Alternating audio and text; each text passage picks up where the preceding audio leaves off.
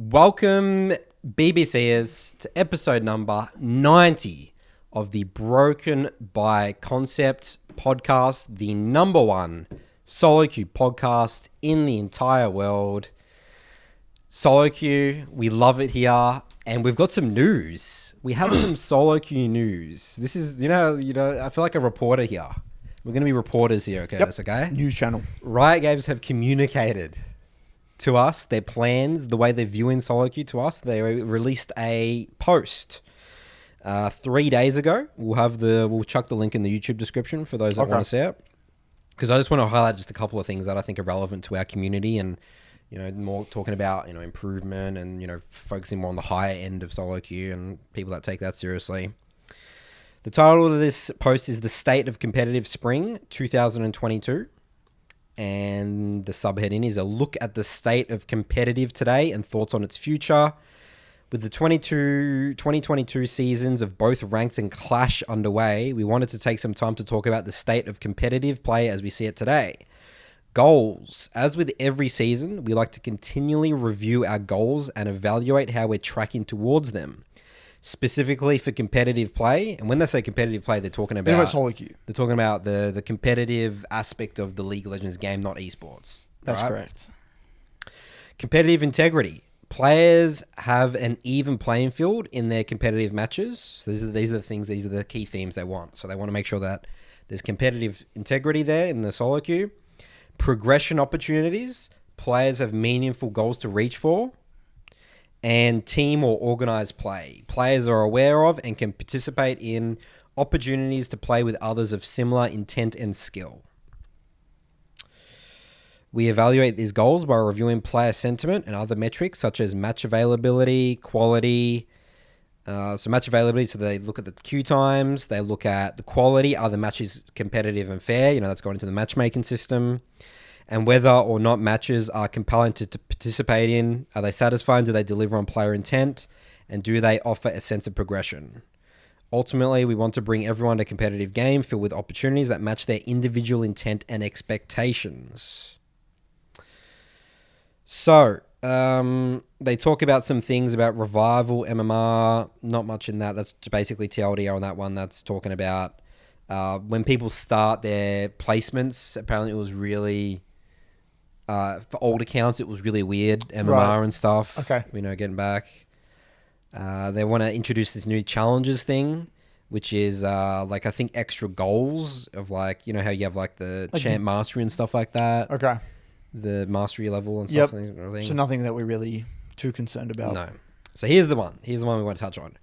So then they did a little post talking about, a subheading here, Ranked Q Health and the Pre-Made Problem. So from a high level viewpoint, I love that language. From a high level, zooming out as we talk about. Yeah. SoloQ Solo/DuoQ, so just the normal ranked, is currently in one of the healthiest states we've ever seen. Autofill is at its lowest ever global rate, hovering between 0.5% and 3% of players' games. So of all the games in League, 0.5%, between 0.5 and 3% games, there's players that at least one person's autofilled. Do I understand that correctly? I believe so. That's a bit of a because that's obviously skewed for high. Yeah, that's a very...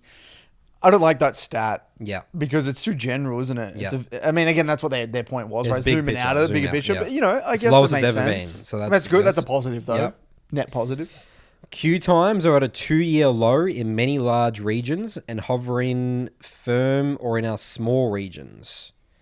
Lastly, MMR accuracy is strong when 99% of players are playing with those within a maximum of 2 divisions of their rank with a steady win prediction accuracy to back it up. Anything to comment on that one? Queue times, Curtis? Apparently the lowest that's ever been over the average. I wouldn't say they're pretty... I think they're pretty normal. It says in large regions, but they're saying about firm. It's about average, just normal. In the smaller regions. Yeah, I would agree with that. I don't think it's any bigger or larger. Or I think it's very similar to what it's always been. Yeah. Which is, that's good. Yep. That said, we do see issues with solo/DuoQ that consistently point to a combination of pre-made duos. This directly adds quality and population volatility into the matchmaking mix. It causes games with duos of imbalanced MMR to impact our autofill/secondary roll rates. Sometimes double the chances. Queue times, 10-second increase to players per game on average, and most importantly, game quality metrics. Upwards of a 10% win rate spread in both directions. So that's not just saying that duo queues they're finding, they win more, but they also lose more as well. So that's interesting. On the flip side, we've started to see a significant decline in the health of ranked flex queue. That's whatever. We don't really talk about flex. No, I think we should talk about flex. You want to talk about flex? Yeah, no, I think we should. Okay.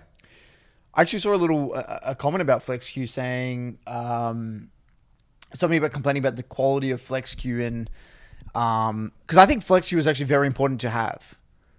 Okay. Because think about it, flex queue is the ranked fives. Remember back in the day, there was ranked fives. I don't view it like that though. For some reason. But the way I view what flex queue should be is it should be the alternative to DuoQ, SoloQ, DuoQ. So like there should be solo. Yeah. And then there should be flex. That's I think it serves the function if you want to play with friends, like in duo pre-mades of 2 and 3. That's what it should serve, in my opinion. It's like it's that secondary option if you want to play with friends. I feel as though the biggest problem with flex queue right now is the matchmaking is very weird. It is weird, yeah. Because how do you match with someone? Like, how do you factor in solo queue rating in flex queue? Because there's no limit, right? You can do whatever.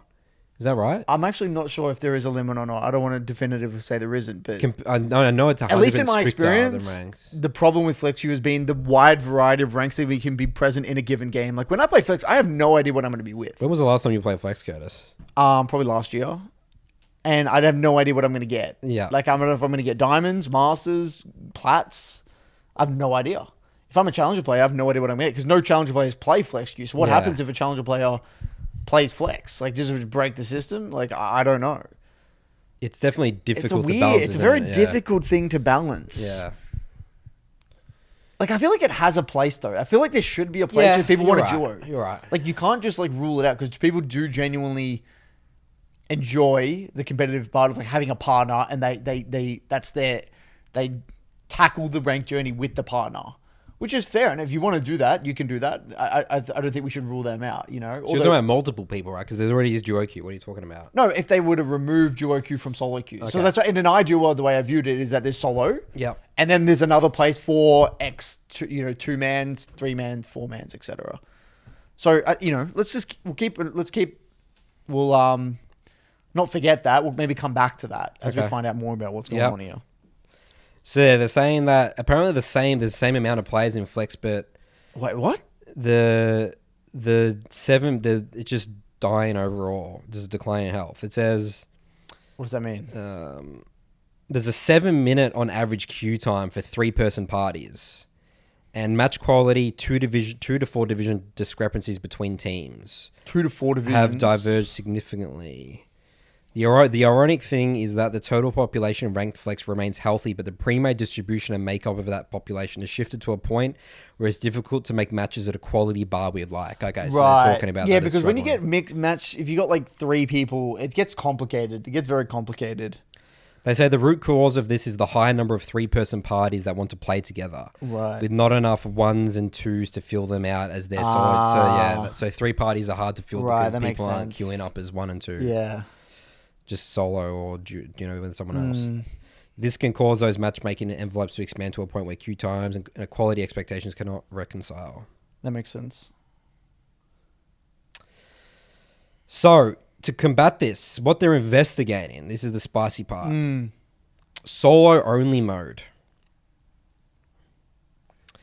So they talk about here, in the past when we saw this, we attempted to resolve these issues by merging both queues together dynamically. That was the dynamic queue, which was disastrous, right? Disastrous. We hated that. That was in season 7, 8, and that's basically where.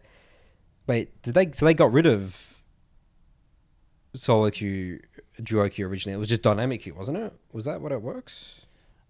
Are you talking about dynamic queue in terms of before they removed?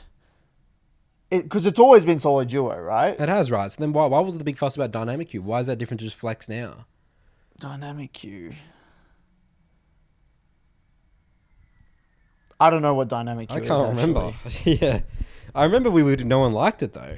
Let's Google it. You look it up. I'll look it up while you continue to read. All right. So they're investigating this solo only mode.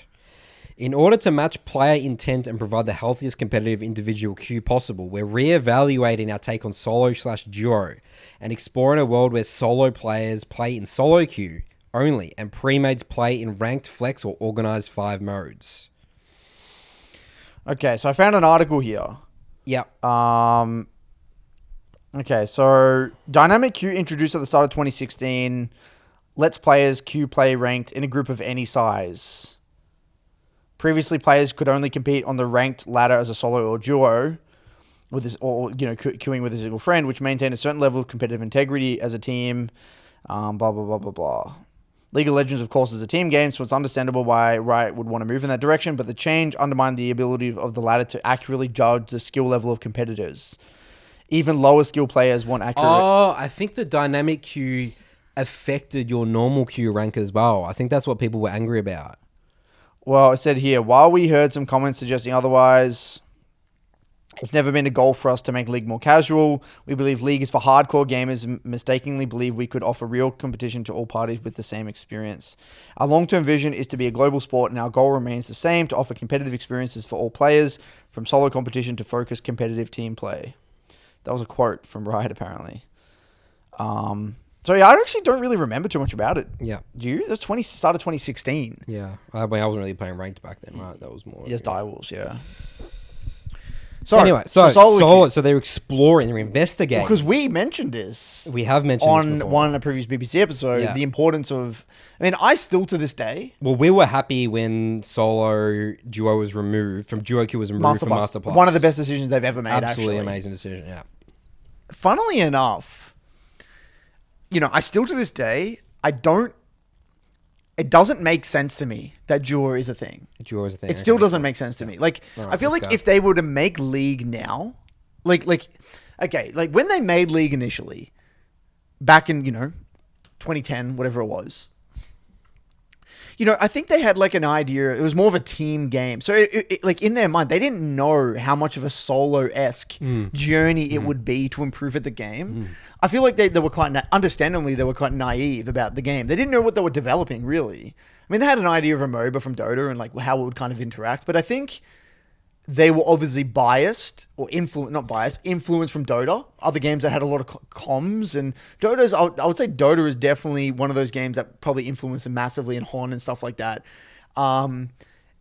Whereas I think duoing in those sorts of games, like you play in party all the time in Dota. You did, didn't you? Yeah, when we first started playing, it was just party, Dota's just parties all the time. And I feel as though they probably would have got influenced by that and said, let's just put them together, solo duo. It makes more sense. You play with a friend, duo. But I think if they were to kind of...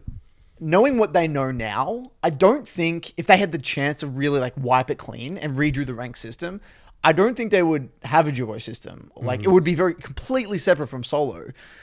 The thing is I think it really, really skews the experience. I think the DuoQ experience, it's a completely different experience to the SoloQ experience. Like I don't view it as actually the same game in many ways. They're two different games. Yeah. It's like a different mode. I view it as like you're playing COD and there's like team deathmatch and there's like, free for all, whatever it might be. There's different modes. It's a completely different mode itself.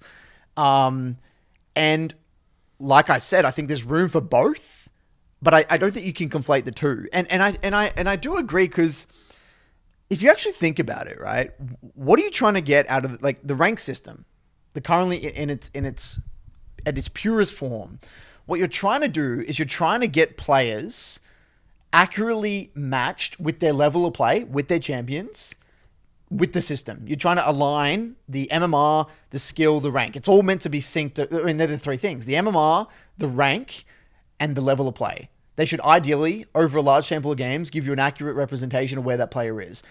When you put duo into this system, when you've got other players who are playing solo when you're playing duo, I don't feel like that's a fair Well, they've said, remember, it went 10% either way. It was really way more vast in terms Well, of we've said this many times when it comes to duo. the win You rates. can make it work really well. Like in my opinion, it's no gray area. It's either shit and making you worse, and you're actually playing worse as a duo. That's right, yep. And aggravating each other, and compensating for each other, or you've actually worked together for an extended period of time. You work well, your champ will sync well, and it's just like there's maybe an intuitive level of quote unquote. I hate using synergy, but there's an intuitive, like you're inherently aligned about the game. That's what synergy is. All synergy is, when you guys fit well together, say if you and a duo partner, your views of the game are aligned. That's all it is. You see say there's a skirmish, both of you see that skirmish a very similar way. You see a dragon fight, both of you see the dragon fight a very similar way. The more you play with a duo partner over an extended period of time, if you have a good quality relationship with that person, theoretically you're going to become progressively more aligned.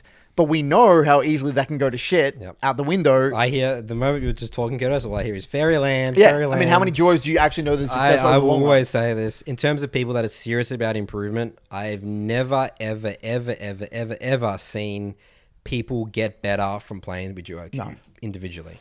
But they can have a lot of success. They can have success. You see duos that dominate. There are duos that dominate. Okay, sure. But long term, they will go back down. No, but when they duo, they're not duoing to get better.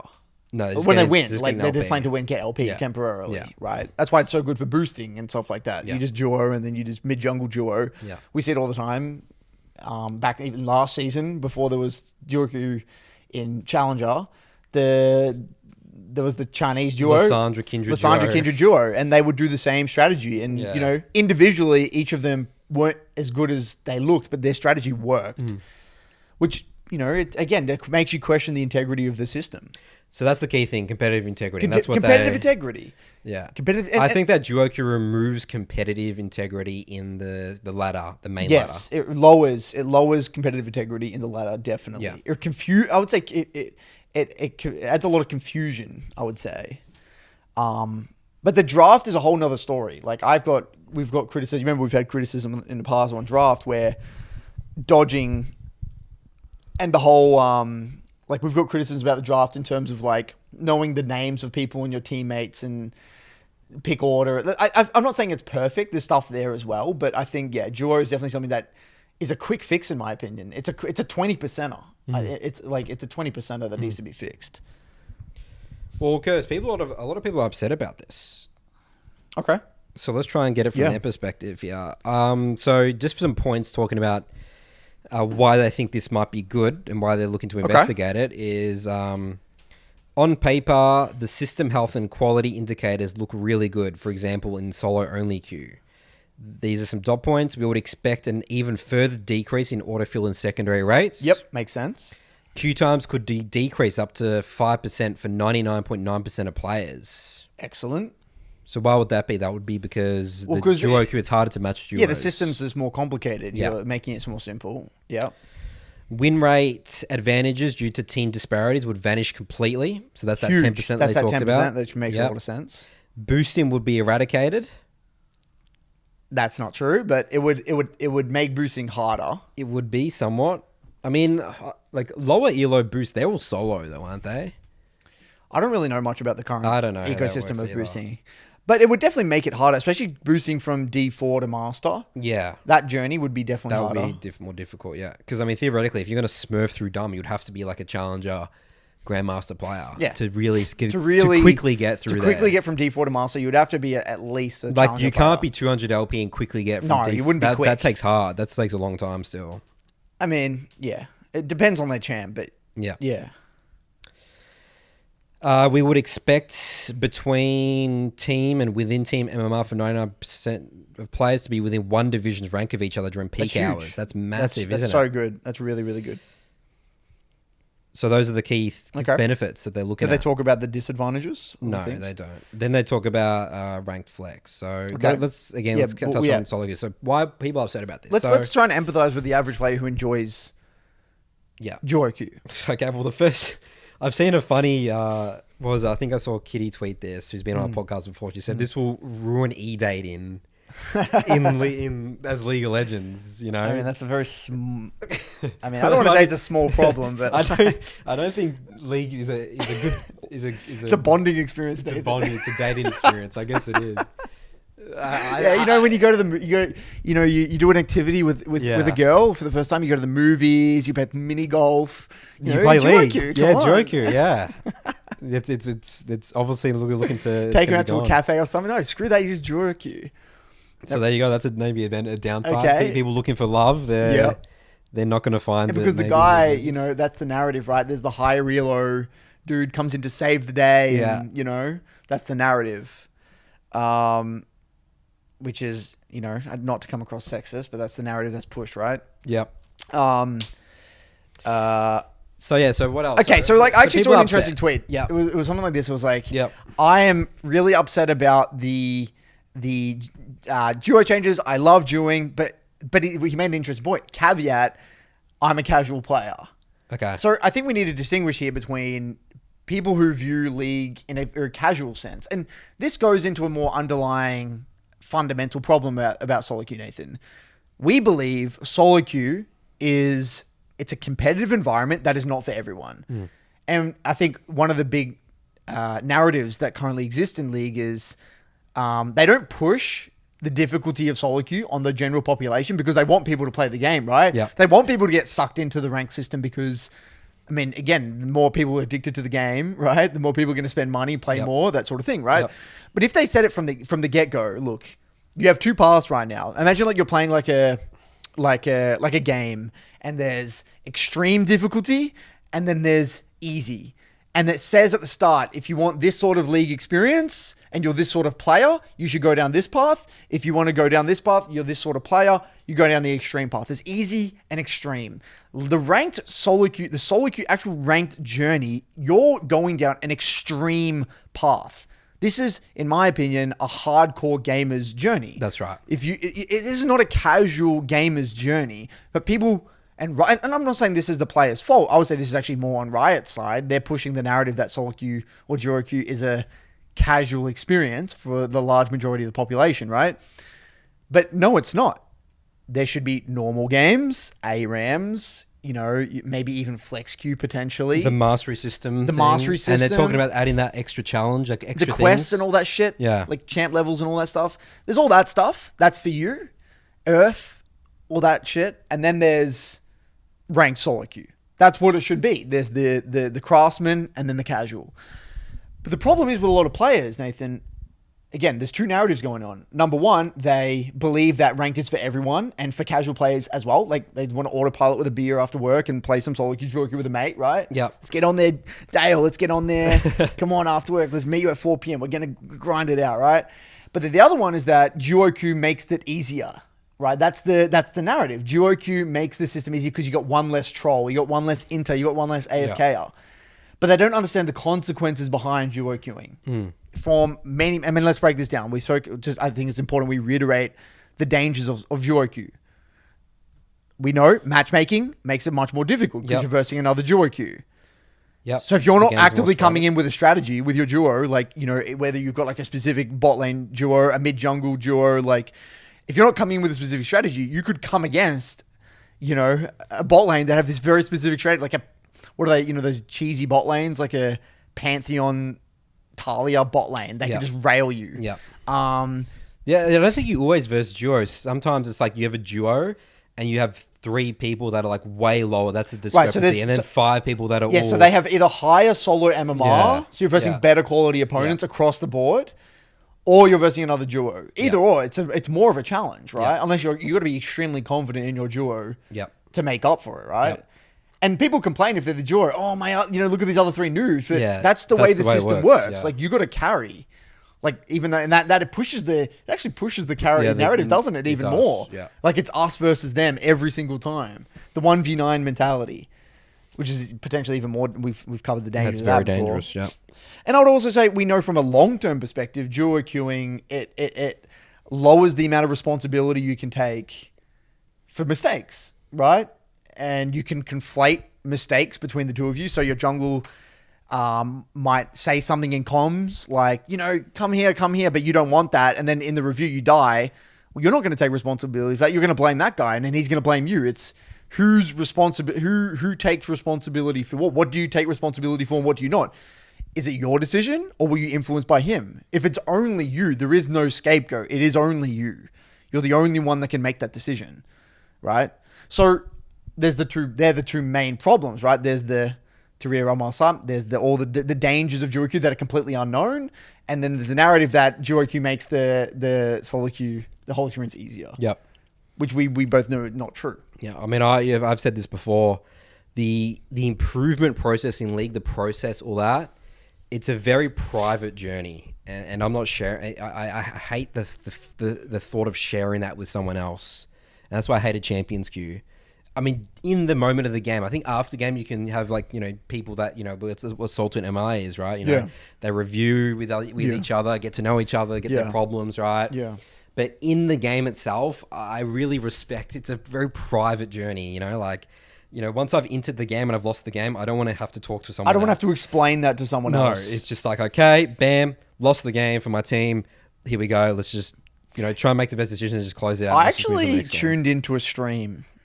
So I don't go on Twitch all that much at all. It was a Sunday yesterday, and there's a content creator on YouTube that I came aware of that comments on some of my videos, and she makes I think she's like an RE1 trick in NA, and she streams. And I got a I was on Twitter, and it was like a notification says she's streaming, right? So I clicked on this stream. Can't remember her name exactly. And I tuned in, just out of interest. I'm like, oh, she's actually dueling. She's platinum, right? She was plat 3, I think, plat 4. And she was dueling. And immediately, I tuned in. It was like they just lost a game, right? And she's, I think, an RE1 trick. And her duo said, I just feel like, do you think we should dodge when you don't get RE? Yeah. Like this, and I just, this was in front of 200 viewers, right? And I'm like now, like cringing, like I'm thinking, fuck me, like this guy, does he even know what he's saying? Like this guy, he's obviously maybe not the most socially adept dude. He doesn't know that maybe, and this girl's feeling really awkward. Like she's on camera, right? Yeah. Like she's like trying to maybe suck it up and not say anything. No, she's like, nah, she's not actually, I think she just didn't reply. And she said, I just hate, the duo said, I just hate versing Ari. I think that champion's OP. Like he said all these things incidentally. I don't think he didn't have bad intentions. But he's obviously feeling pressure to want to win as well. And if she doesn't get Ari, their chances of winning, and he said that, our chances of winning are way loose. So do you think we should just dodge when you don't get Ari? But she's now feeling very insecure about her own gameplay, obviously, and thinking, well, like, am I just a one trick? Just in general, you're just questioning your ability. Yeah. And I think these conversations, even though they're very passive aggressive. Yeah. And we've seen this time and time again. People aren't good with conflict. So what actually happens is that you get pent up anger, pent up frustration, pent up, it's like it's all inside, built up, and then all it takes, this gets built up over a long period of time. If you're joining with the same guy, same person over an extended period of time, all it takes is now that one snarky comment in a game, you just flip, and then they just never duo again. Then you just go and burn through another duo partner. Yep. And we just see this time and time again. It's very rare that you ever see like a long-term duo partner where there's no conflict. Yeah. And I just stumbled. This was the first experience. I just tuned in. That was the first conversation I saw. This is DuoQ is what it looks like. This is what it looks like. Yeah. You know? Yeah. I just found that really fascinating. That's interesting findings. And if that person watches this podcast, there's no flame. And that was my interpretation of the events. But like I said, I'm just anti-duo. Yeah. So I think overall, I mean, everyone would know that we're super conveying about competitive integrity. Again, we need to steelman the other side, Nathan. Yeah. Right? So again, maybe there's an argument to be made that a duo could you could ease someone into the SoloQ experience. Maybe someone who's like relatively newish, and like you have someone to like tackle that journey with you. Like imagine you're at school and you have a mate, you're in a 17-year-old kid, 16-year-old kid, you're both new to ranked league, and like, oh, why don't we just play it together? We'll try and figure it out together, have a good like relationship, and they're just trying to problem solve. There's an argument to be made that maybe, they could benefit from DuoQ because they're experiencing the same things. And again, I'm just trying to spitball here. I mean, I tell you the interesting thing about that, Curtis, is that, I mean, we went from normal games straight into ranked and we got pretty good pretty quick. Yeah. That's because we spent so much time in normals. Like, isn't that what normal games should be? Yeah. Let's look at someone like Faker, for example. His story. Yeah. He Played a was lot of norms. rank 1 MMR in normal games. Yeah, metric Went on to norms. went to League of Legends and then went rank 1 in the rank system there. Yeah. There is some overlap there. There is you know? overlap, You're there playing is. the same game. If you're just dominating normal games, you're probably ready for ranks. You know, there's another narrative, Nathan, that I think we need to touch on here, which is it's like fun. As in, like, I get this all the time in my DMs. I had a DM from a guy yesterday saying, Curtis, like, sometimes I feel like it's just not fun. Like, the rank journey. It's Yeah, just not- absolutely. And I just want to address that. Like, yeah, you're spot on. It isn't sunshine and rainbows at every single point in time. No. The fun, like, I just don't like that word. Like, fun.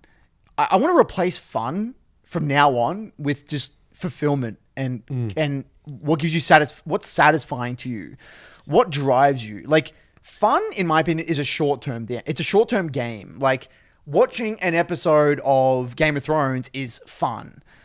Having a beer or whatever it's like fun. Yeah. It's a short term. Fun is like whenever I hear the word fun, I think short term enjoyment, short term satisfaction, right?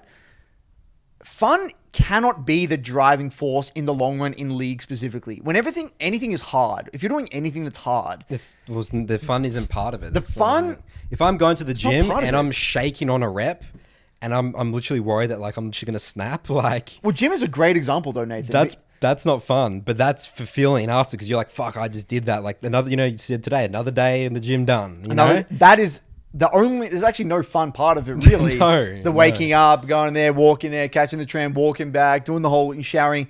It's a lot of effort, but you're right. It's fulfilling. It's the exact same thing in League. Replace fun with fulfillment. What do you find fulfilling? Is it the champ mastery element of the rank journey? Is it the like learning specific parts of the game? Is it just the climb? You just love the climb and the process. You just love that. Everyone is fulfilled different ways, but you got to switch that narrative. Like, it's not fun. In life, I actually think that anything worth doing that you actually think back on, if you think of like the greatest moments of your life, a lot of the time, it's actually things that weren't difficult. fun. Were probably difficult. Yeah. Some things that I went through a lot of shit to get done. You know, like I think about me getting good at World of Warcraft for the first time. Like, there was so many times I was stuck at like 1900 MMR, and that was just brutal. And I was getting flamed, and my team said that was not fun. But I was like, I want to get to like 2500 Gladiator MMR because then that's like, that's when I'll be satisfied, right? And then you just work for that, and it's just like a journey. And that journey, it's like not fun when you're in it. It's but miserable. Then after you're like, but then after, it's like that that was awesome to do that. That was so cool. Yeah. Yeah. And I just think that like, because that's one of the biggest feedbacks. I just have more fun doing. I mean, look at all those games, the fads that come around. You know, like you know that game like Among Us and stuff. Like no one like sort of plays it. I think it's sort of and like dying that a bit. Lost Ark and all these new games that come out. Yeah, they're fun. PUBG. But people don't stick around. They don't stick. They don't stay with it. Yeah, because it's not satisfying over the long run. It's just not challenging enough. And that's why I think the rank system in League of Legends. And fun has a place in League. It's just not in ranked. No, you can have the same amount of fun in normals, arguably. Because what's the difference? You don't really care about winning. Like, yeah, normals is fun. If you play with 4 people, you play like a Malphite, Dyna, Wombo combo. That's fun. That's fun. Yeah. You know, sure. I just think that you got to understand the context of fun. Like, what is the medium in which you're trying to have fun in? Like, there's many, many ways you could be having more fun in your life outside of SoloQ. If you're playing SoloQ for fun, get out. It's not for you. No, you shouldn't be here. Yeah. And again, that's where it's distorted, and that's why I say all the time, people think that they're entitled to fun because they play video games. Like, apparently video games is sort of like an outlet, a fun thing, but League is not that. It's not the game. SoloQ. It shouldn't be SoloQ. SoloQ shouldn't be like that. Yeah, that's correct. SoloQ is not that. Yes. League, there is, and it looks like they're trying to introduce other things. But even enjoyment is different to fun. Like, you can get satisfaction and fulfillment and enjoy your champion. That's different. I want to make that distinction. Like, you got to enjoy your champion. Right? Yep. You genuinely have to enjoy your champion. Like, you can't be miserable playing your champion. No. You got to play champs you love. Yeah. Correct? That's very different to fun as well. Like, I can play, Pike mid in like a normal game and, probably have a little bit of fun, but I don't love that champion. Like, that's not like my baby that I want to like develop champ mastery over a metric ton of games. Again, another clear distinction to make. I think people get so caught up in that fun narrative. So that's a DuoQ thing. I think that's people are going to use that for the duo. Yeah, I think that's the main argument. I think that's what it Yep. is. So the next thing they talk about here is flex. Yep. And they say about flex, this is what things they want to look for with flex. In addition, we would like to see the following for our ranked flex queue: an increase in queue population, which might happen if DuoQ is gone. That might be more incentivized people to go to flex. Okay. They want to see drastic improvements to match quality. They want to see a significant decrease in queue times for parties of 3. Which would make sense. If duos go into flex, it actually makes a lot of sense because you would have the parties of 3, which apparently, according to them, is common. Yep. Then more duos, which would help get the party of 5. 3. Yeah. Increase in overall match quality and competitiveness. So they actually want to make ranked flex more competitive. Right. It's interesting. And increased opportunity for grouped organized play. All that said, we absolutely want to be confident that our duo population, which is fairly significant in size, can still find a competitive environment before making any large changes to the current systems. This means reinvesting in ranked flex queue integrity with our anti-cheat team and finding a natural way for solo play to connect with ranked flex clash. Anti what? Cheat? Yeah, I don't know what that means. Weird. But that's great. Everything that I hear so far, incredible. Love it. Absolutely incredible. I'm so happy to be playing a game made by Riot Games. Yeah, the developers are definitely I love good. Riot. We do love Riot. We love Riot. We have a very good relationship with Riot. Yeah. And there's no Jimmy. We got Jimmy from Riot in the other corner watching us right now. He's got a little whiteboard. He's got a little clipboard, and he's just ticking all the boxes. Yep. Every good thing we say about Riot, we get a raise. That's tick, right. Tick, tick, tick. Or he's sitting there, Jimmy's with a G'day, gun. Jimmy. There's a gun behind. He's got a gun there. It's like, come on, guys. Here we go. Held hostage. That's about it for the post. They're talking about further expanding progression again, the challenges. So again, I think that's adding on to something with their current system about the mastery and the loot chests and all that sort of stuff. Right.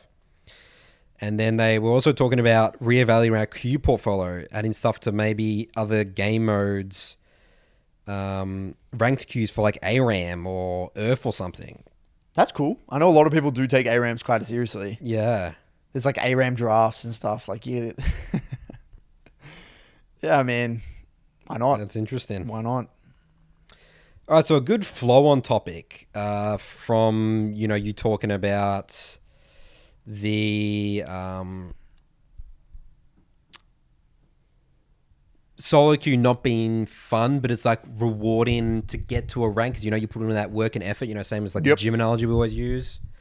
There was a great post on Twitter by LEC Wooloo.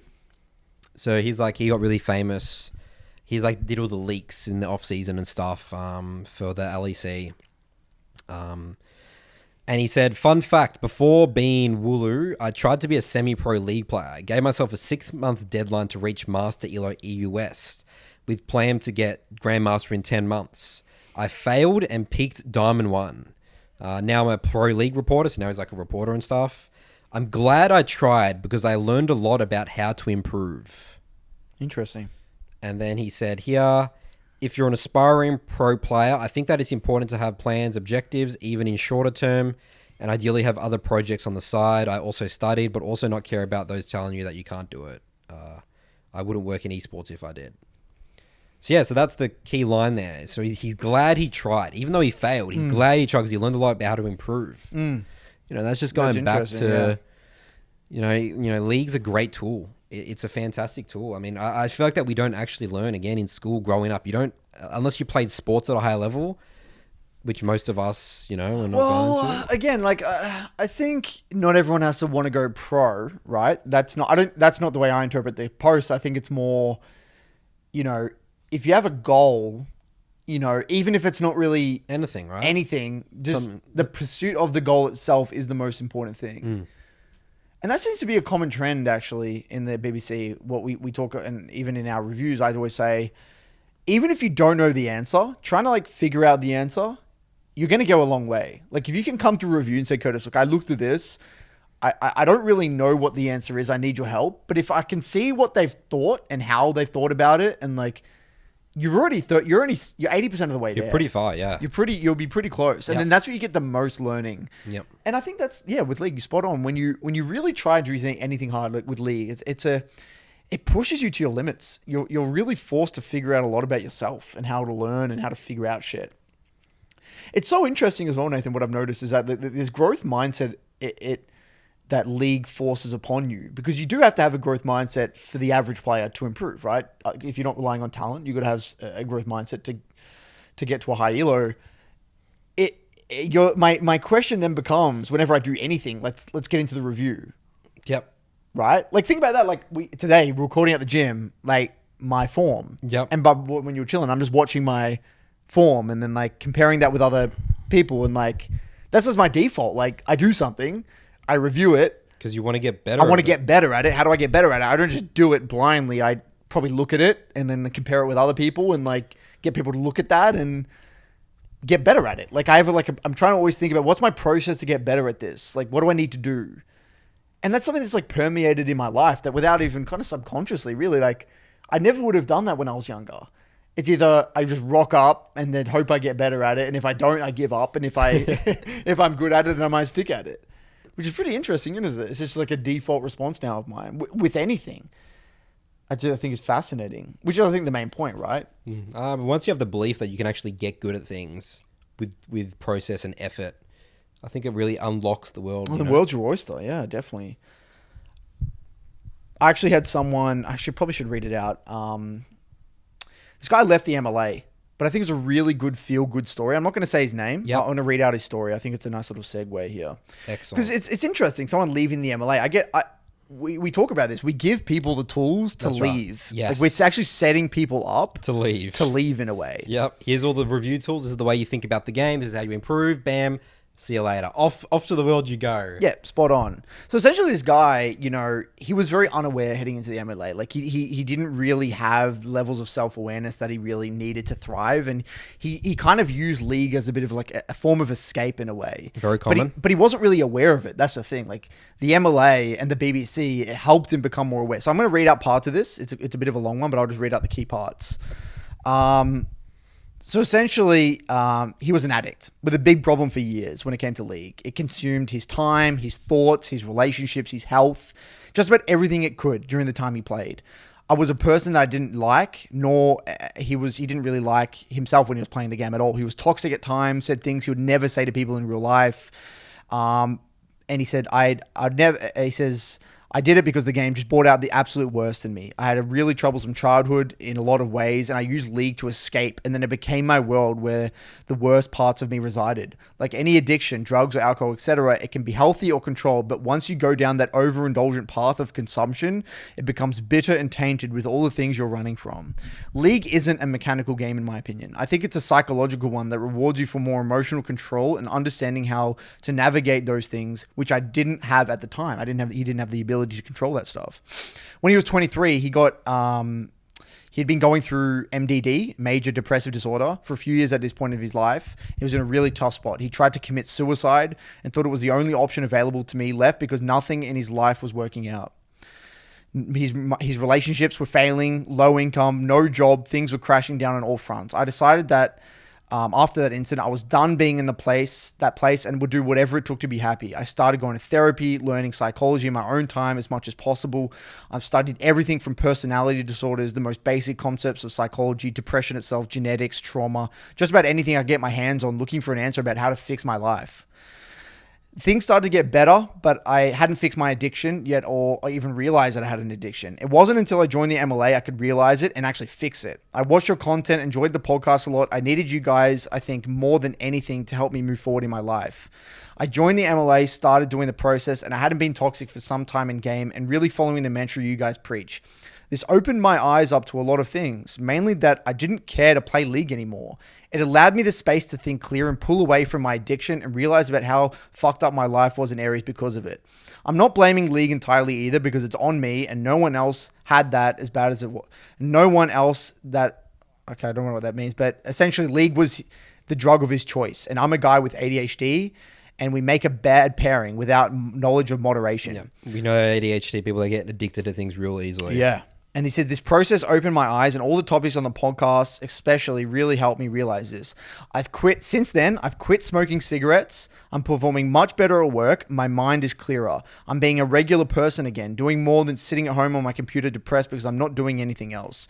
I'm forming new good relationships, thinking about how to use my talent for writing and have motivation to do so, and just all around improving my life. I've come a really far way in my life, and I'm proud of where I'm going because I know that I won't continue to self-sabotage my opportunities. I'm stepping out of my comfort zone and embracing challenge, something I learned from you. The BBC and the MLA isn't League of Legends coaching. It's life coaching. It's like therapy in a way. So it's like emotional. It's definitely a deep message.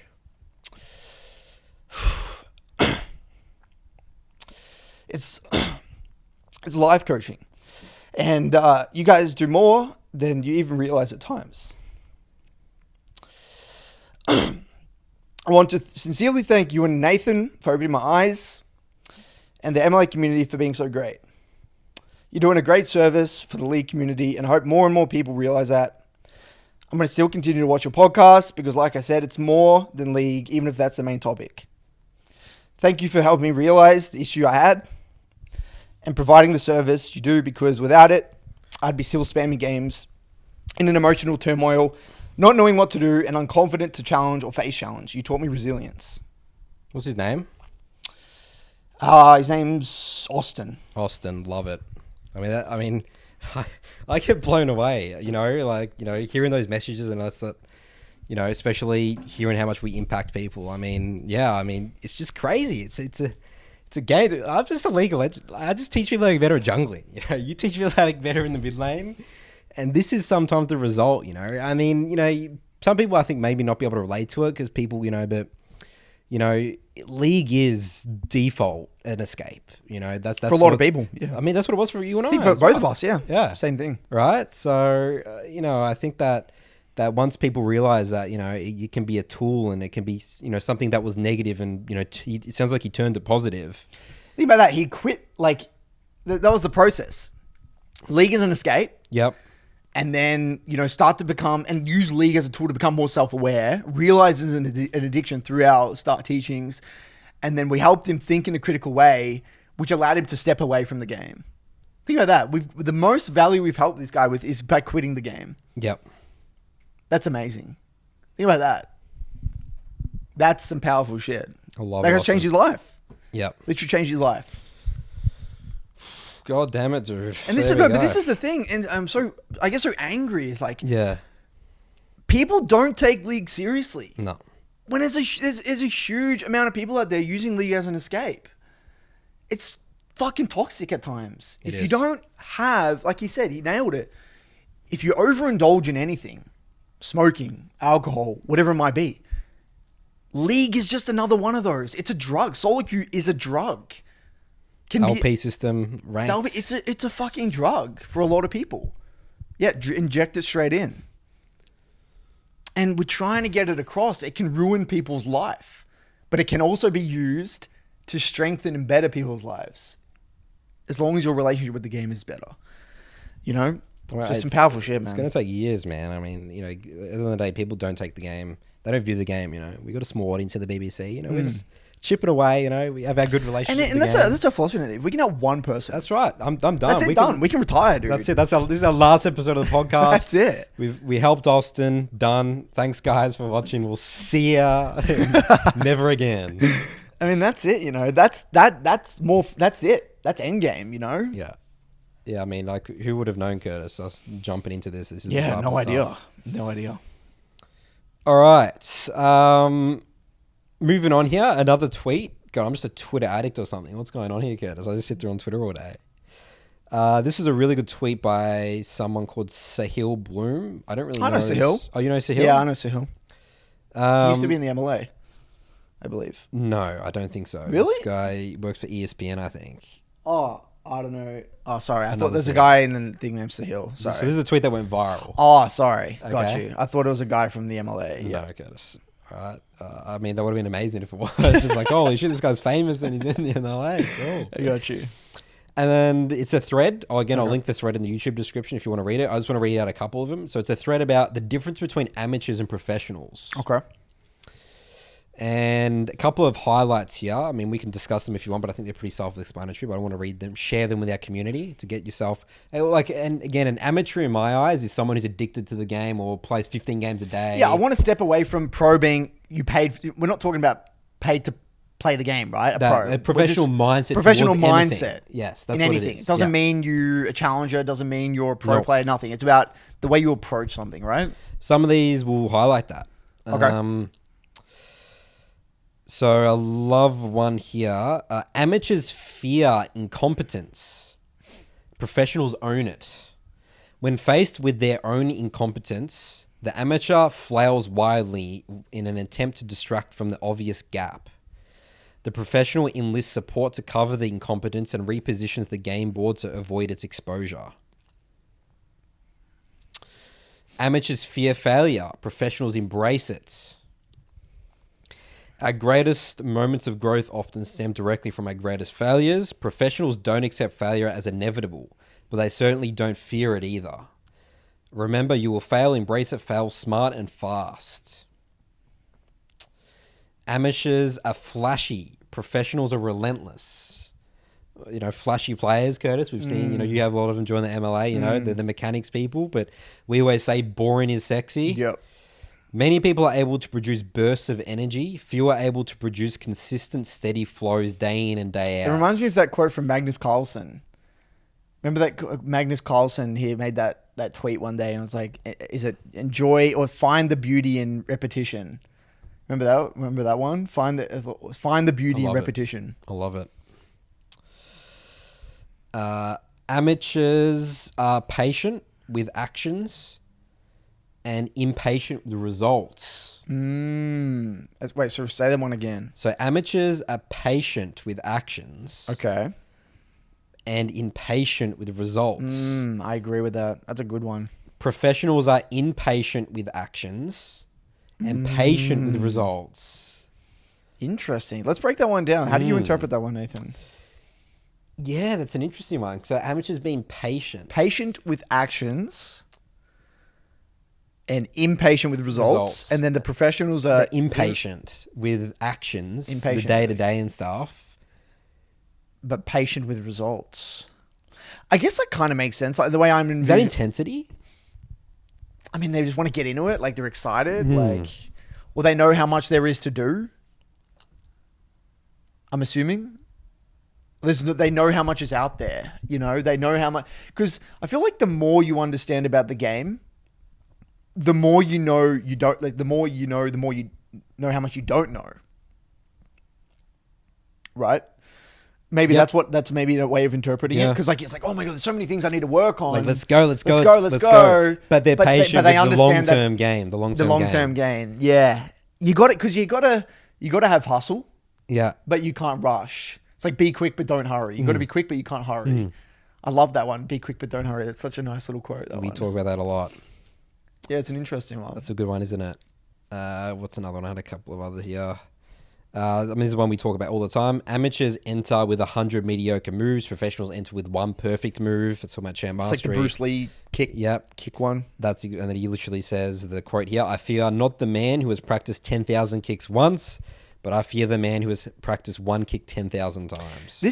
Look, let's break this one down. This is Okay. an interesting This one can go both ways, Yeah, you it think? can go both ways. Okay. I feel like it's a double-edged sword. Yep.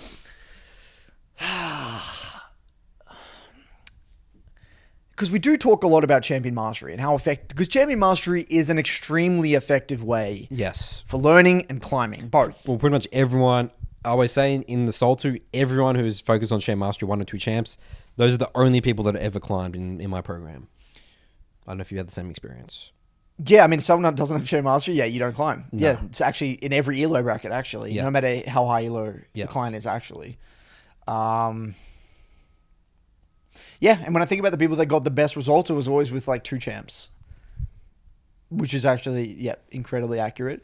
But at the same time, I think we got to think about the medium, because I agree that being like a specialist has insane strengths for learning and, you know, allowing you to expand your mental stack and think about more in the game because you don't need to think about your champion. You have a very clear reference point in game. But I feel like that only works up until a point. A very high point. A very, very high point. But, you know, and this probably isn't even relevant for the majority of the population, but I do feel like when you start to get to Challenger, like low Challenger, like high GM, diversity in play becomes a factor. It does become a factor. Like, I don't fear that one trick in my games, personally. Like, there's like those zillion one tricks, like, or Lux one tricks or whatever. Like, they're good. They're very, very good at their champs. But I'm not scared. They're not all-rounded players. They're not all-round there. They're very they're very linear a lot of the time. Well, can't you think about it that each skill, you practice each skill and that becomes you an all-round player? I fear those players that can play a lot of things at the high elos more so than the one tricks, I would say. Okay. Just I feel like they have a more holistic view of the game. Yep. Like, I think that's fair. I mean, definitely. So, but it's a complicated game. It is a complicated game, but I think for the large majority of the population, doing that Bruce Lee quote is spot on. I just get the highest high. It reminds me of the conversation we had at the BBC book club. Felipe, right? Felipe, MLA member. He practices karate, and he practices one specific stance. I think it was called snake stance, and he gets him a lot of success. He went to nationals or something in the the second division, and he has a lot of success. But whenever he went up to versus Div 1 opponents, he would get smashed because he only knows one stance, and they know that they will know how to beat that stance, and then you need to swap properly into another stance. But being a one trick in his stance in karate, was it Kung Fu or karate? One of them. Yeah. And it gets you an extremely like high level, but when you're versing masters, you get annihilated. That's what he found. Yep. Which is really interesting, isn't it? Yeah. Again, in other mediums, we saw it in martial arts. Yep.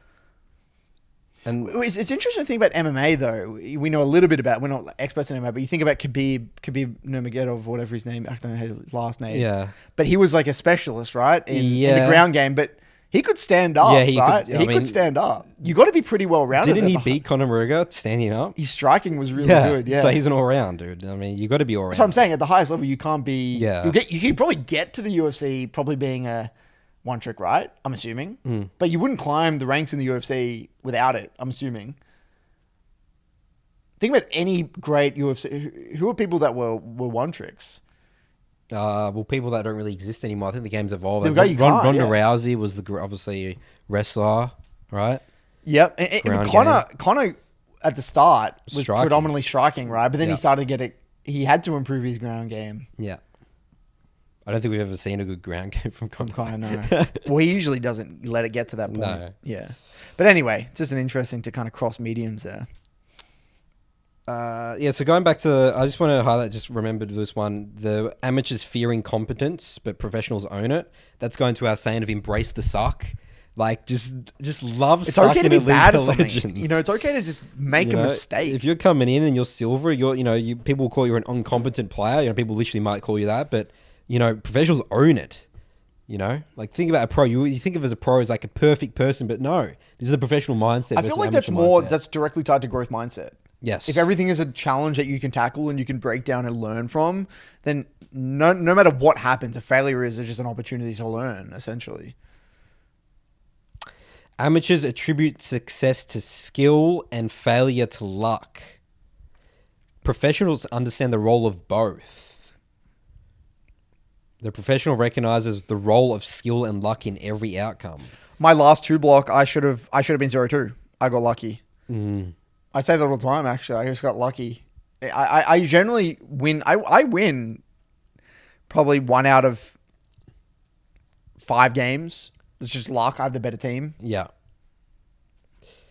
But you're still doing your job somewhat, though. It goes on to say here, they focus on the controllable factors. They create an environment where luck is more likely to strike. Yeah, but like the way when I say that, I mean like I make a mistake that I know that in another game that would lose me the game. Yeah, you wouldn't be able to win the game. Like I wouldn't be able to win the game. Like I got my team compensated for my errors. You could make the game worse. Yeah, I could make the game worse. That's what I'm good at doing. That I'm good at making the game worse. How do you do that? Like you know how it says here? It says professionals create more luck. I will probably lose that game still. Right. Because I'll make the game worse. Right, you won't lose gracefully. No. And do your job. No. Right. Yeah, I feel like has been a weakness of yours. That's an amateur mindset of mine. But I feel like you're extreme professional in some areas though. I feel like you're an extreme professional in the early game. Like, Yeah. you take responsibility for every little thing. Yeah. But then it kind of just drops off a little bit. If I start making mistakes. Yeah. Because your standards are so high for yourself. Something I'm still working on today. But it is hard to do because in mid game the game is more out of your control. But yeah, you still got to find a way to do your job. Amateurs love the prize. Professionals love the process. Amateurs. So say that again. Amateurs love the prize. Professionals love the process. So that's Yep. LP. Yep. They love the Love LP, that. but they don't like the process. You'll never make it to the viewer at the summit if the only thing motivating you to keep climbing.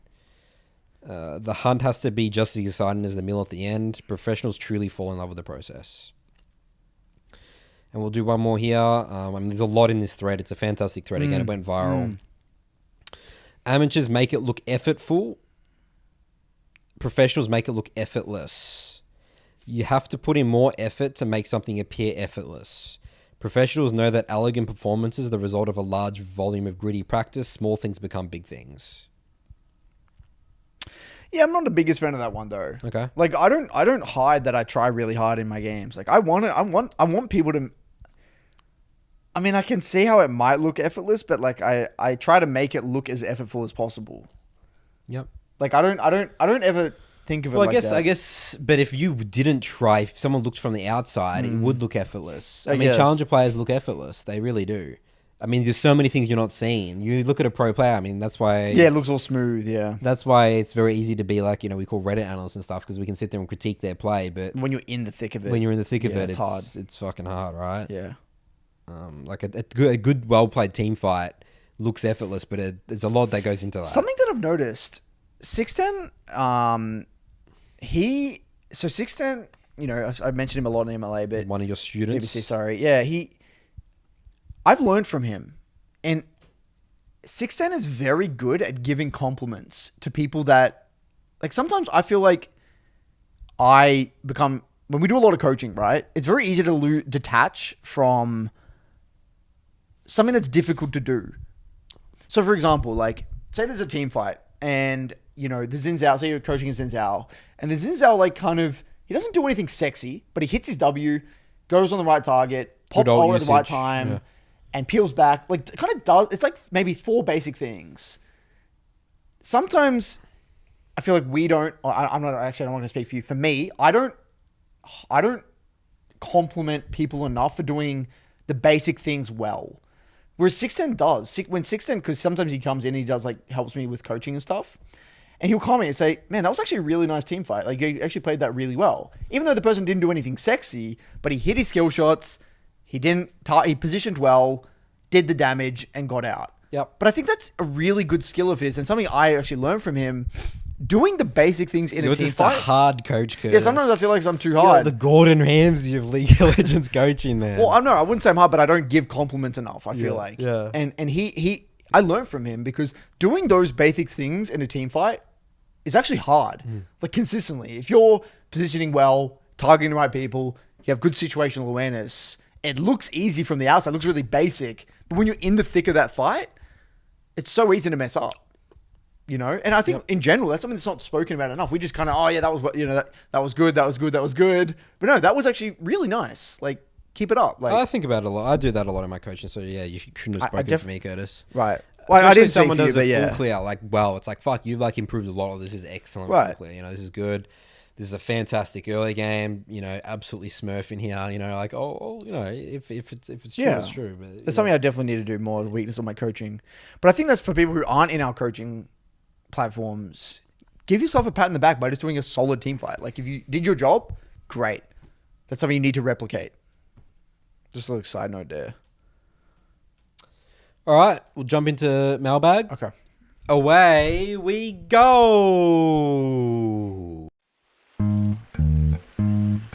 Welcome back for Nathan's Mailbag. Jingle, jingle, jingle song.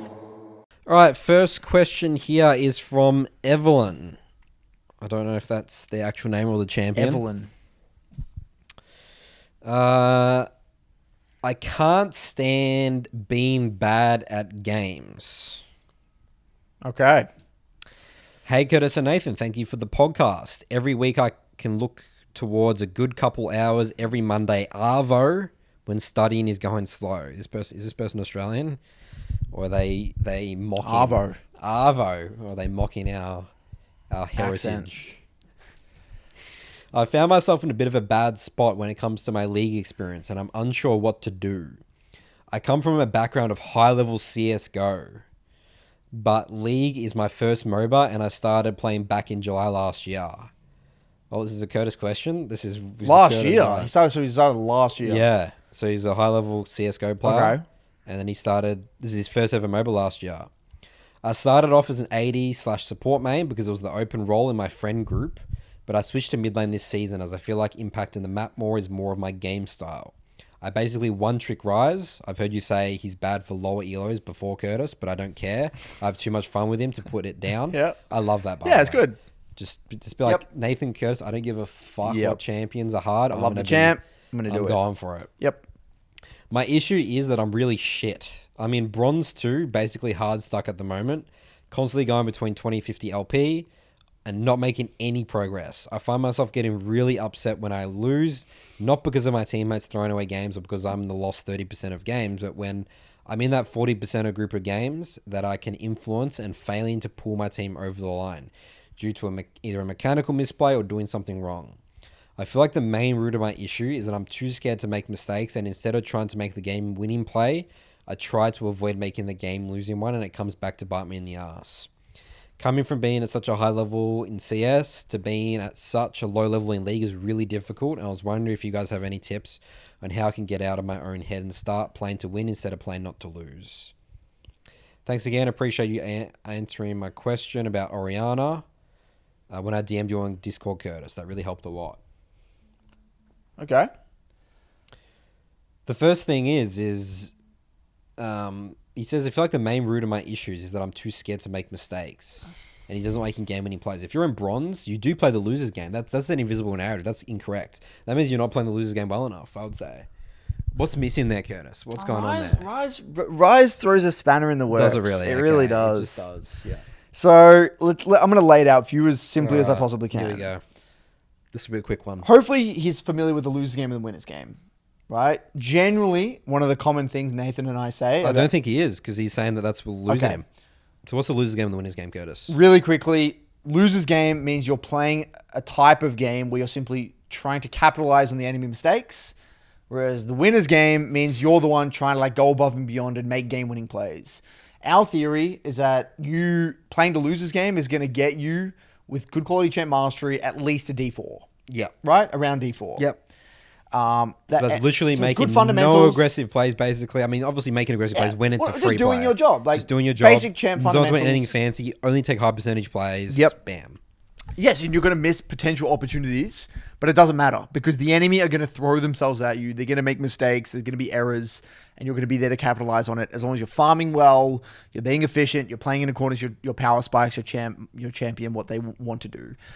But where this kind of gets a little bit more complicated is that Rise is a champion that he doesn't scale. Like, okay, it's a misconception that Rise scales because, I mean, he can and he can't.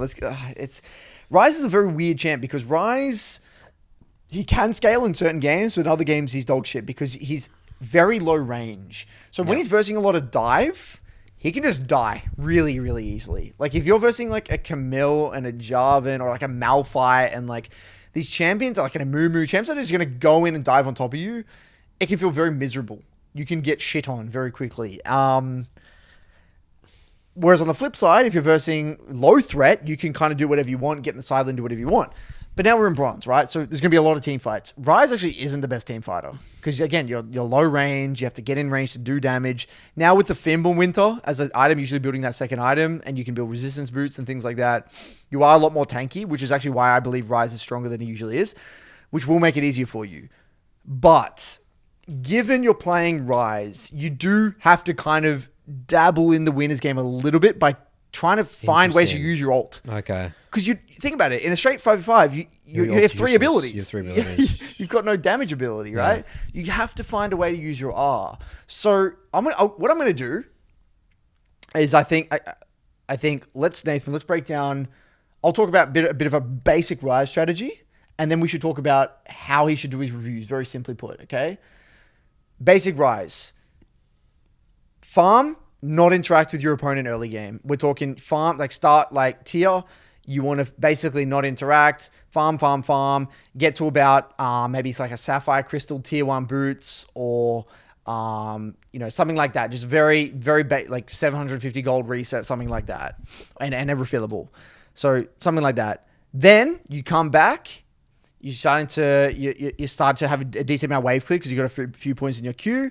And then you can just shove when you're level 6, E the cannon, QEQ, boom, one shot the wave and just move. Shove, move, tempo reset. Shove, move, tempo reset.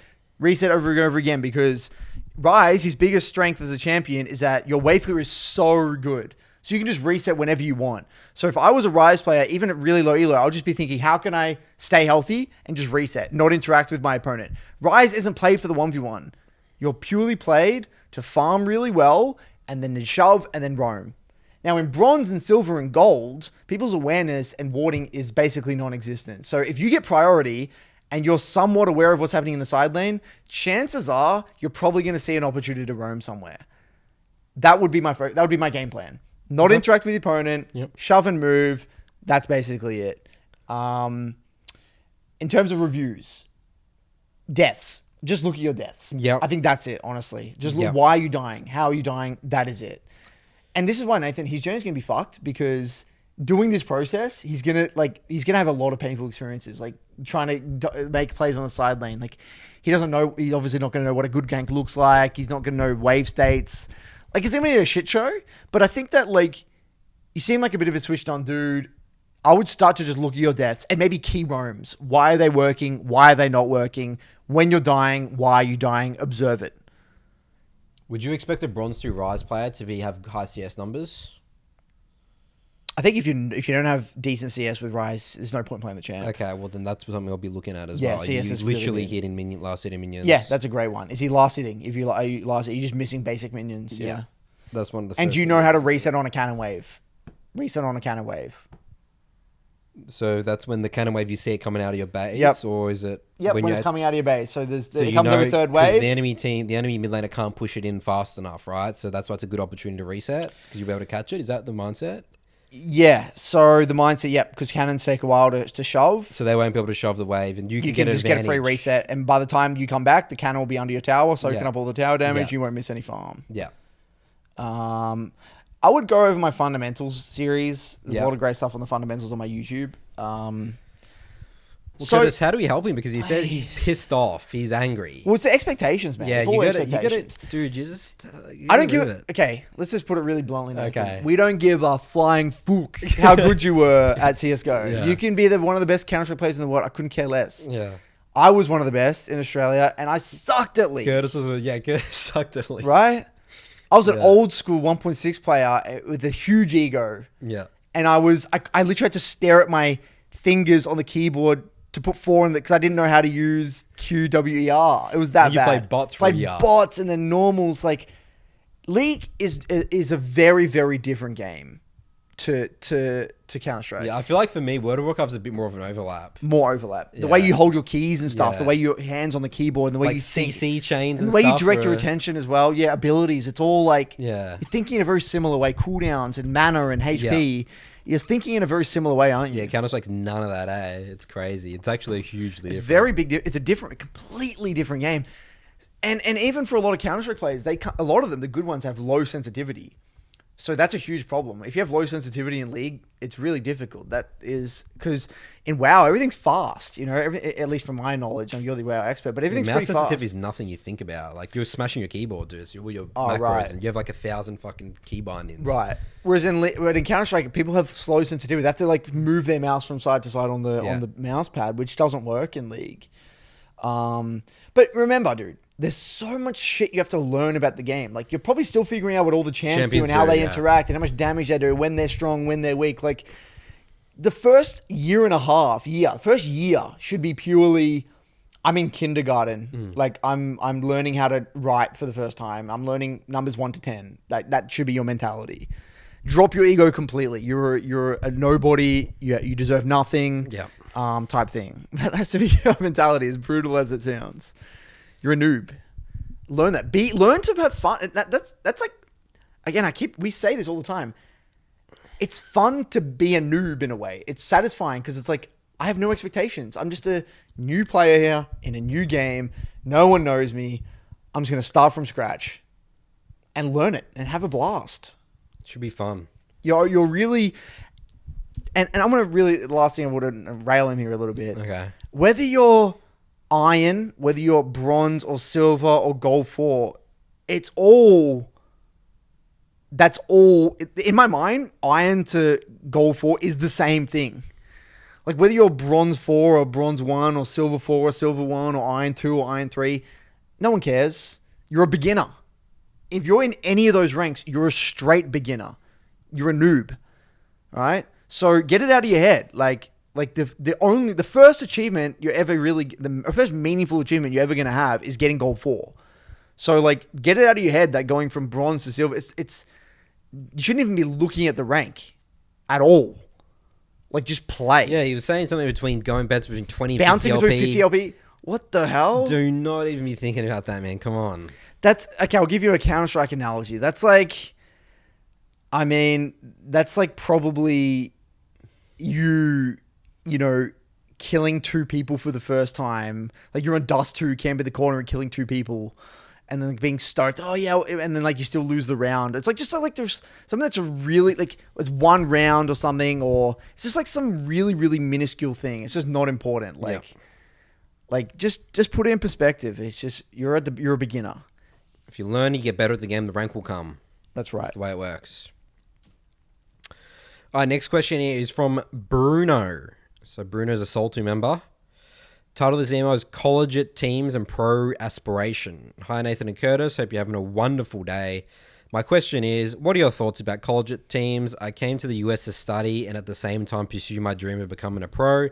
I'm working really hard with Nathan and Joey, doing my best of 3, blocks of 3, sorry, and reviewing my games, and I was wondering if getting into my university league team would help achieve my dream. I'm about to be 19 years old. I've been playing League since around the end of Season 9, so a little bit more than 2 years. I peaked Plat 1 last season. Would you recommend me joining the team or try hard in SoloQ? Well, the first thing talking about like Collegiate and scholarships, I mean, it's just crazy to me that that's a thing for League of Legends. You know, a guy in my MLA recently got a college scholarship college for $35,000 because of League of Legends. League of Legends. Crazy. $35,000 scholarship a year. Yeah, so it just bamboozles me. I mean, I know scholarship is a big deal. How incredible is that? In America. That's fucking incredible. Well, Curtis, it's not incredible for us because education is basically free in Australia. So we're talking about uni. No, it's not. It is, Curtis. I have a huge hex debt. Yeah, I know, but in not League of Legends, in America, do you know the way it works, right? You have to take out a loan and you have to pay it up front. Really? Yeah, Curtis, that's why. Don't you know about the education? I don't really know. All I know is that it's expensive. But how's it work exactly? So that's it. That's what you have to. It's about student loans. That's what you have to pay it off like now. Yeah. Like ASAP. Yeah. Whereas in Australia, you just get a debt and you pay it off in like 20, 30 years. You pay it off. No, in America, I'm certain you don't have to pay it off like that. Well, Curtis, people will complain about the education. Because I heard on a Jocko Willing podcast, about someone that was still paying off their, like if you do the one thing I heard in America is if you declare bankruptcy and you have nothing, you still can't get out of your debt, your college debt. Yeah. Like, so hex debt and their debt's 2 different things, guys. Right. Okay. Right. Our debt in Australia. But don't say it's nothing. It's, dude. If I didn't have to pay for my university, I wouldn't have to pay this huge debt. I mean, it's still amazing, right? Just because you pay it now, it's like long term. You're gonna face the pain at some point, right? But yes, it's probably more meaningful in America. It is. Big time, Curtis. The American complains about the education system. We don't. Dude. Okay. Our education system is the second dude, coming of Jesus. People complain about universities all the time in Australia because apparently it's all online. We're on a huge tangent here. Screw that conversation. All right. So, yeah. So, firstly, that's cool cool. But yeah, I mean, if you want to go pro, Bruno, yes, joining a collegiate team will not get you there. End of story. I mean, it's about your solo queue rank. That's just as simple as it is. It will be a cool experience. I mean, it depends how serious that's the thing. you are. It'll be a cool It's experience. A cool experience, You know? yeah. Like I reckon the experience of working with people in real life, like that's so awesome, valuable yeah. because it's in person.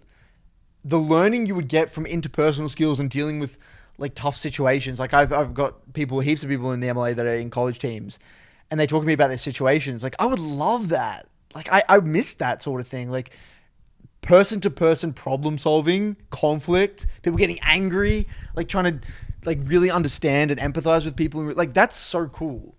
But yes, you're going to decrease your chances of ever going pro by doing that because you're focusing on things that aren't important to your climb and improvement as an individual. Yeah. So it's For a trade-off. example, I have someone who's in a college team in SoloQ, and he's coming to me with these problems. His mid laner used to be like diamond. Yeah. And now he's like struggling in gold, and they're just getting smashed by like these other diamond teams and stuff. And it's like the fact that he's coming to with that problem, he's stressed. He's trying to help that. He's trying to help that player. You got to help yourself before you can help others. You know, so you know that's not helping him. He's not going to. You know, again, it's a cool experience and all that sort of stuff, and it's cool that he's helping him. But you've got to be selfish as fuck. A solo queue player, be purely focused on your individual fundamentals. That's how you become a professional League of Legends player in the current day and age. Yep.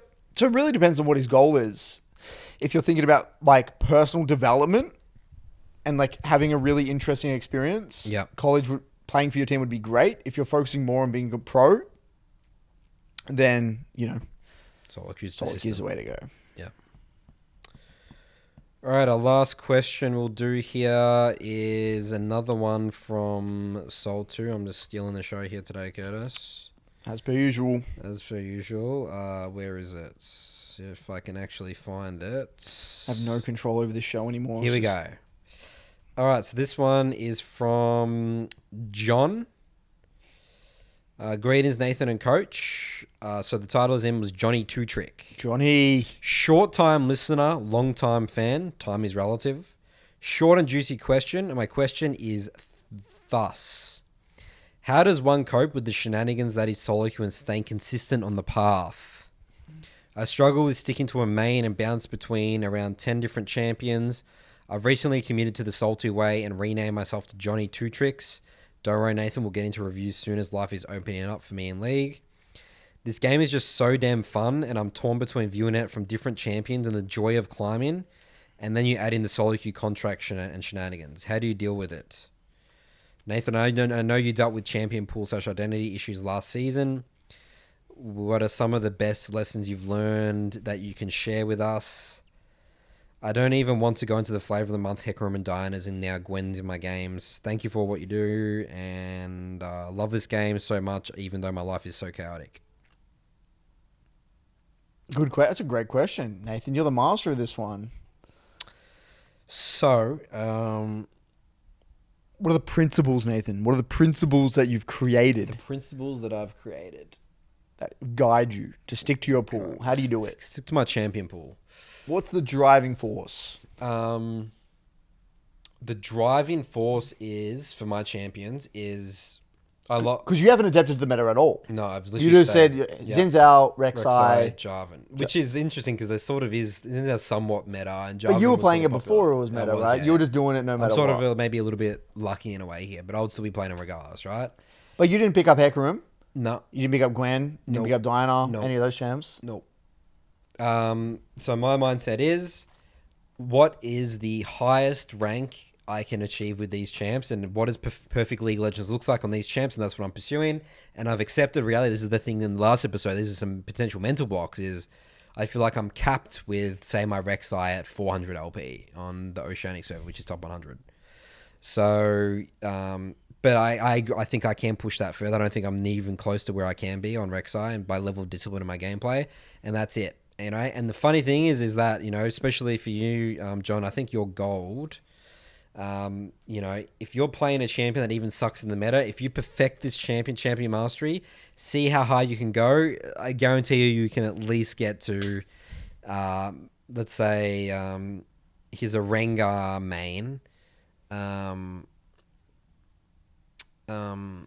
let's say, I mean, there's Rengar one tricks up to like Master Grandmaster, right? Like Yeah, definitely. Challenger, dude. Challenger, yeah. Yep. You know, people like Scrub Dude and stuff. So just again in that mindset, how can I just what's beautiful League of Legends looks like this? How can I make zero mistakes? And I just get obsessed with that, and I'll just delusional convince myself that this champ is good, even in bad games. And the funny thing is, the funniest thing is that the games that look unwinnable, I win those games the fastest.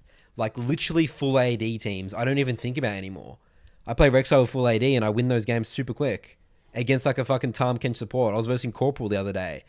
He was playing Tahm Kench support. As you had a full AD comp. And I had a full AD comp and we fucking won the game, in like 24 minutes. Yeah, I think you hit the nail on the head. But I think one thing we both take for granted, Nathan, is that we know what's on the back end of switching champ pools. That's the thing. Yeah, I did that. Like, we've had the painful experiences. Yeah. Like, that's the driving force. That's the driving factor. It's like, It's we just know no, that it doesn't work. Yeah. So I think, like, I think, John, you have two choices, right? Number one, you create your own negative, painful experience by doing the... Let's just keep doing this for another year. Doing the 10 champ pool thing, go nowhere, fail, and then, you finally stick to it. And then you have this negative experience that you can draw upon for the rest of your league journey. Or you can take our word for it and then feel what it's like to develop mastery and all in on this journey. Like, the way I view it, John, is you kind of don't know what it feels like until you just do it. Like, you just got to blindly kind of trust us and then do this whole two-trick thing that you're talking about.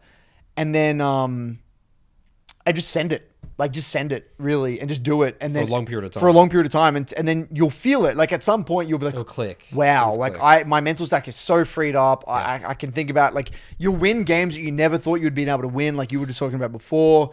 You'll start to be able to think about the game so creatively. And that's where you'll start to have a lot of, again, just using the word he used here, which was quote unquote fun. The fun won't come from dicking around with 10 champs. It will come from getting super creative about win conditions and like figuring out how to juice your champs' effectiveness in this game and creative ways to win and all this stuff.